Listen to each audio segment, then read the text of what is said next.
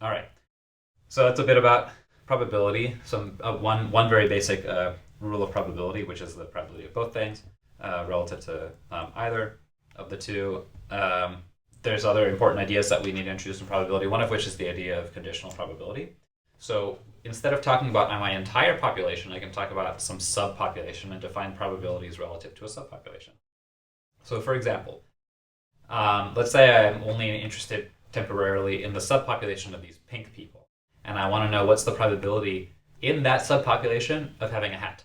So in the broader population, you see there's 4 hats out of, I think, 16 people. So it's 1 out of 4. But in this smaller population, there's only 1 hat out of 6 people. So that the probability in the subpopulation is different than the probability in the broader population.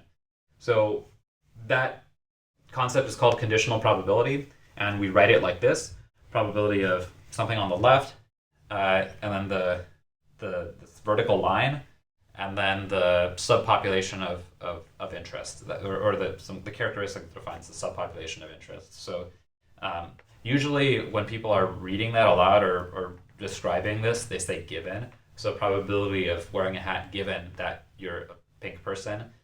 I think it's actually a lot clearer to think of it. I mean, you should read it that way. That's how everyone says it. But I think it's actually a lot clearer to think about it as among. So, like, how many hats are there among the people who are in this subpopulation? So really, this is like you could write um, the probability that we were talking about before. So let's say we have our little hat here. Um, and we can say this is in the broader population. Okay, there's my generic person, right? Or we could like leave this off, and just say like, okay, there's nothing there because this is in the whole population. I'm not specifying.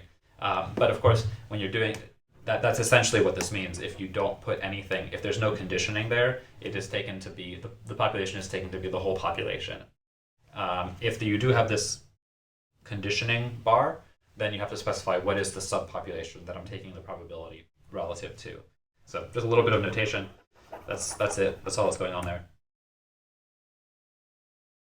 Um, so it's just regular probabilities. It's just now that we're talking about those probabilities with respect to a different population. The denominator is different. That's it. Um, so uh, what I'm showing here is that the you can express a conditional probability as the ratio of two probabilities in the broader population. What am I talking about? So this ratio here, this proportion, is just the number of people who have hats in the pink population relative to the total number of pink people. Now I can just divide both of those numbers, numerator and denominator, by the total number of people in the broader population, right? And now if I look at what's on top and what's on bottom, both of those are probabilities relative to the broader population because they're just counting some number of people dividing by the total number of people in that broader population. Therefore, and what probabilities are there? Those probabilities are the probability in the broader population of being pink and wearing a hat that's on top, and in the bottom, it's just the probability of being pink. So it's the ratio of these two probabilities. So a lot of times you'll see conditional probability defined this way to begin with as the ratio of two probabilities. Mathematically, that's what it is, but I think much more intuitive is to think about it as just a simple probability relative to a subpopulation. It just so happens that you can express that as the ratio of two probabilities in the broader population. And indeed, you'll see it more often even written like this. So this little hat pink person is, of course, you could say that's the probability of being pink and also having a hat. That thing on top is usually referred to as a joint probability. That's just what we call probabilities of like the kind like this and that. The thing on the bottom is what we call the marginal probability. It's just the probability. We'll talk more about this later. It's just so you can kind of recognize stuff for now. Marginal probability is just probability of like one particular thing without a conjunction with another thing, and then the conditional probability, which is what we've been talking about up until now. So by looking at this formula, which again is just a relationship of like counting things in different ways, counting number of hats relative to number of pink people versus counting these other things in the broader population. Looking at this, I can just multiply both sides by this bottom number right here to get to this formula, which sometimes you'll see is called the multiplication rule. This thing, by the way, you'll just see it called the definition of conditional probability. This one here is called multiplication rule, or sometimes also factorization of joint probability, because what we're doing is writing the joint probability as the product of two other things. So mathematically, you'll say those are factors. That's just what we call two numbers that you multiply together to get another. So we factorize the joint probability into the product of a conditional probability and a marginal probability. So it's just a different way of writing this. It's exactly the same thing. All right, let's do another problem. The probability of somebody in the New Zealand population right now being older than 65. So these are the same things, the same numbers from the other question, I think. It's 3 out of 20. Probability of being diabetic, 2 out of 20. Probability of having both is 1 out of 20. My question is, what's the chance that a random diabetic New Zealander is a senior?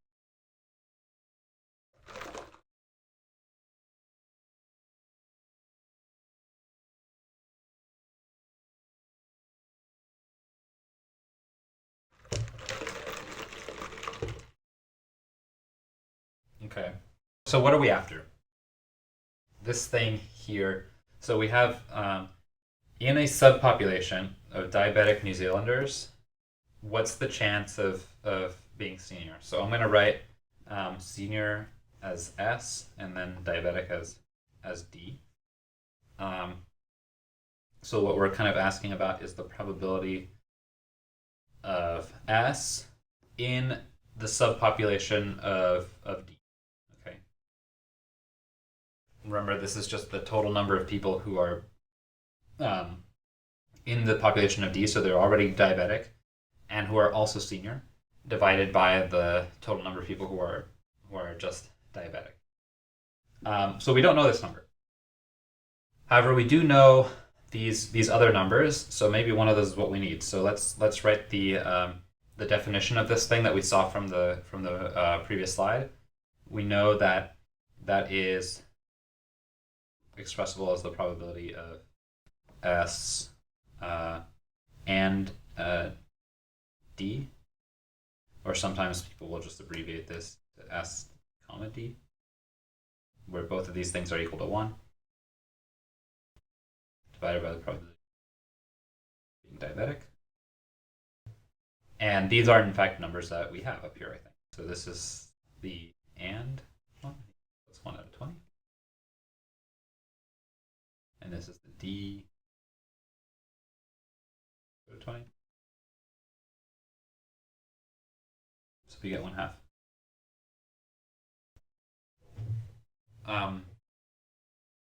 Yeah, that's all there is to it. So, I mean, it should kind of make sense to you intuitively why this number is pretty big. People with diabetes tend to be older. So if you take the total population of people who are diabetic, the number of those people who are going to be senior is going to be a high proportion.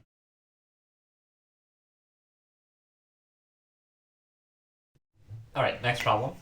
So let's go back to our fake New Zealand data. Let's calculate it directly. So instead of doing this kind of math, if we have the population data set, we can just get the number we need by counting. So let's do that. What proportion of diabetic people are seniors? Let's figure that out. So go ahead and try that yourself.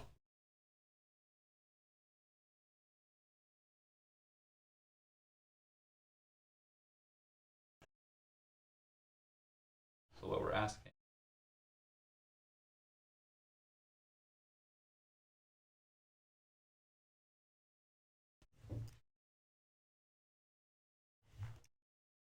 So what I'm going to do to get that, hopefully you've had a chance to try it out. Well, if I'm interested in just this subpopulation of diabetic people, so let's just get that subpopulation. here. So we can do it quite, I'm going to do it kind of slowly, step by step, so going on. Okay, so now I have my diabetics, and now I want to take the, just out of those diabetics, how many people are senior?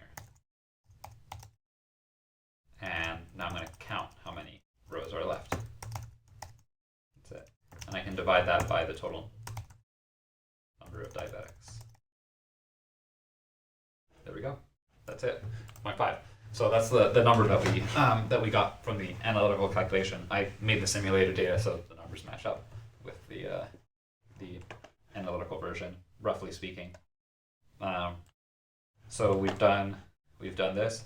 By the way, what am I saying here? I'm saying instead of doing the n row, we can do summarize. So what I'm saying there is I think instead of doing this in 2 steps, which is totally fine, we can go state from population, filter,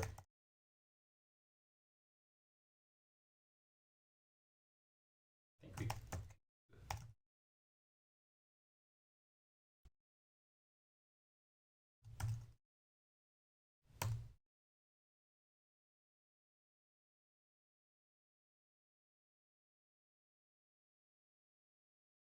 maybe like this.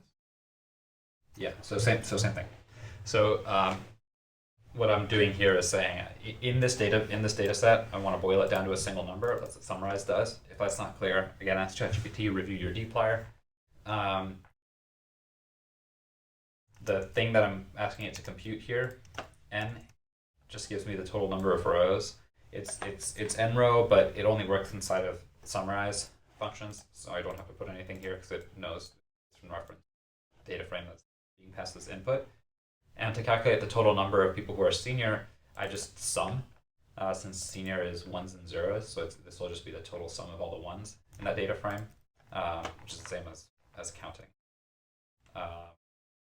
Cool, so that gives me the same answer. It's in a slightly different format.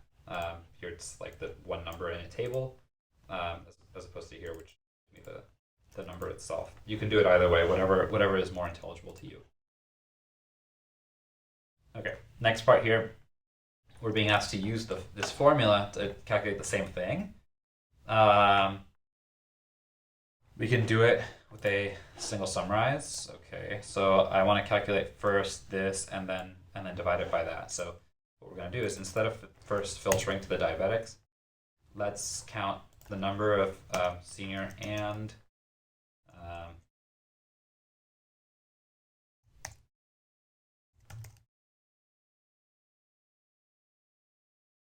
like this. So this is going to be our total count of the joint probability, and what I need to do is divide that by the marginal. This.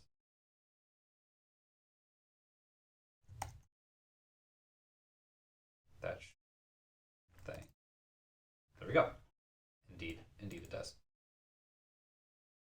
All right. So everything matches up. Hopefully that made sense. What I'm trying to do here, by the way, is just kind of show the formulas mathematically, conceptually with the pictures in terms of code as well. So just providing different angles to get at the same thing.